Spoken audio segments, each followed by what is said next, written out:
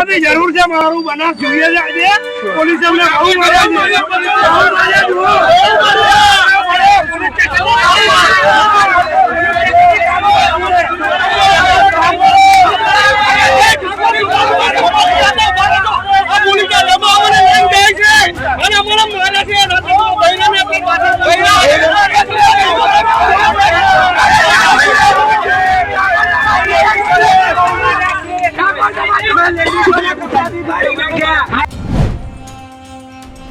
રાજ્યમાં અમારો 150 મકાન છે એટલે બળતરા થવાની અહીનો જઠારાગની જો ફાટી નીકળે તો ગુજરાતમાં કલ્પના નહીં કરી શકો એના ગંભીર પરિણામો કેવા આવી શકે એ વિપરીત સંજોગો કેવા આવી શકે એ કદાચ તમને અમે જો બીજાના માટે માથા આપી શકતા હોય બીજાના દરબાર પોતાના વતન માતૃભૂમિ માટે જો પોતાના પ્રાણની આહુતિ આપી શકતા હોય તો અમારા 150 પરિવાર જો ઘર વિહોણા થતા હોય તો એનો જો પ્રતિકાર કરવા નીકળીશું તો એનો પરિણામ શું આવશે એ કદાચ વર્તમાન સરકારો શાસકો સત્તાના મધમસ્તમાં અહંકારી બનેલા લોકો કાન ખોલીને સાંભળી લે તત્કાલપણે વૈકલ્પિક વ્યવસ્થા સાથે અમારી માંગણીઓ પૂરી કરવામાં આવે એ જ વાત સાથે ઠાકોર સમાજની છે.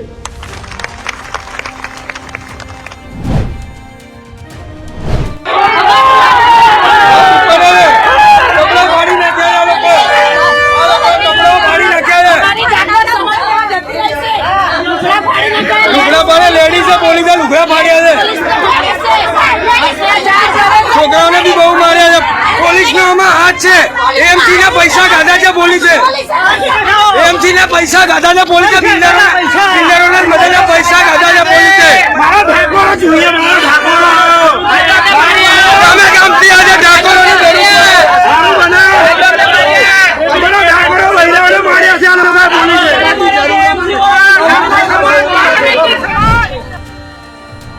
આજે કોઈ ઓથેન્ટિક કે પ્લસ વ્યક્તિને બતાવરાવજો ઈ કે કોનો વાંક છે પછી કેજો ઈ જે કે છે એ અલગ વિષય. તમે કોણ ગાળો શું મારી પોલીસ રંડી છે, મારી મહિલા પોલીસો રંડી છે, એશિયા છે. કોર્ટની અંદર ગમે એટલા આર્ગ્યુમેન્ટ કરો એકબીજા એનું કોઈ સોલ્યુશન કરું સોલ્યુશન જજ સાહેબ આપવાનું. એટલે આ તમે જે આવ્યા છો બરાબર આ પાડવાનું તમારે કોઈ ઓથોરિટી કરી તમારી ખાલી બંદોબસ્ત ખાલી તમે બંદોબસ્ત માટે આવ્યા છો. બીજું કે તમને અહીં કોઈ અડચણરૂપ થાય તો તમે કાયદાકીય રીતે પગલાં લો, નો ડાઉટ 100% એની ધરપકડ કરીને તમે કાઢી દેવા. બાકી મારવાની સત્તા તમને નથી. હું બોલું છું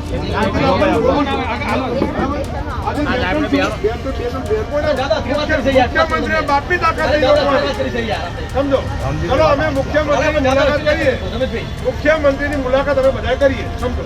અને મુખ્યમંત્રીને આદેશ એવો કરાવડે કે અમને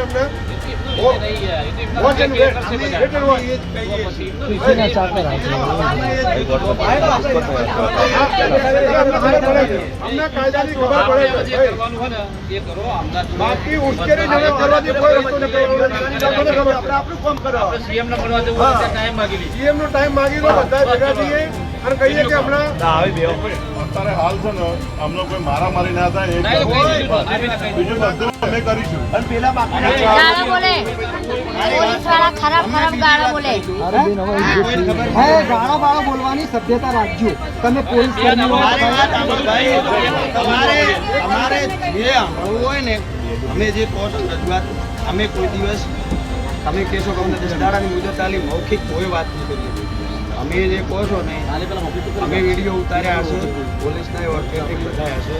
તમે તમારા જે કોઈ ઓથેન્ટિક કે પ્લસ વ્યક્તિને બતાવરાવજો ઈ કે કોનો વાંક છે પછી કેજો ઈ જે કે છે એ અલગ વિષય.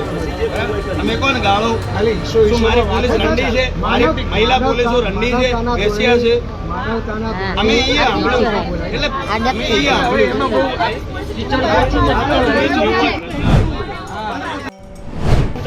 સાંભળ્યું જો ઓલા લોકો પર કોઈ કાયદેસર કાર્યવાહી નથી, ડિટેન કર્યા હતા, અવરોધ બરોબર.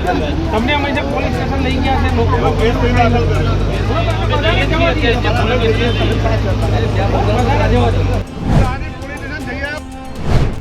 ઠાકોર સમાજ મિત્રો કેશવનગરમાં જે આપણા સમાજના ભાઈઓ બહેનો વડીલો બાળકોને જે અન્યાય થઈ રહ્યો છે, જેમના મકાન પૂરી પાડ્યા છે, એમના માટે એમને ન્યાય મળે એના માટે અમે 5 તારીખે મંગળવારે અમે બધા ભેગા થવાના છે. હું આવવાનું છું, મારા મંત્રી આવવાના છે. ઠાકોર સમાજના દરેક આગેવાનો ભાઈઓ બહેનો મારા ચાહકો દરેકને વિનંતી તમે પણ ચોક્કસ પધારો. નમસ્કાર, જય માતા, જય બાબા, જય ઠાકોર સમાજ. મિત્રો, અત્યારે અમે કેશવનગર જે આપણા ઠાકોર સમાજના જે માતા બહેનો ભાઈઓ પર જે અત્યારે જે 150થી વધારે જે ઘરો પાડે છે, તો એનું જે આયોજન તારીખ 5 તારીખે આયોજન રાખેલ છે. તો તમામને મારા તરફથી દરેકને ભાવભર્યું આમંત્રણ, દરેક મારા સમાજને ખાસ વિનંતી છે કે આવવાનું ચૂકતા નહીં. અને હું પણ આવવાનું છું. મારી સાથે બીજા પણ નામી અનામી કલાકારો, આગેવાનો આપણા ઠાકોર સમાજના એ પણ પધારવાના છે. તો તમામને આવવા માટે વિનંતી. સવારે 11 વાગે ખૂબ મોટી સંખ્યામાં સંતો, મહંતો, ભુવાજીઓ, સામાજિક આગેવાનો, રાજકીય આગેવાનોને ખૂબ મોટી સંખ્યામાં વધારવા માટે અમે આહવાન કરીએ છીએ.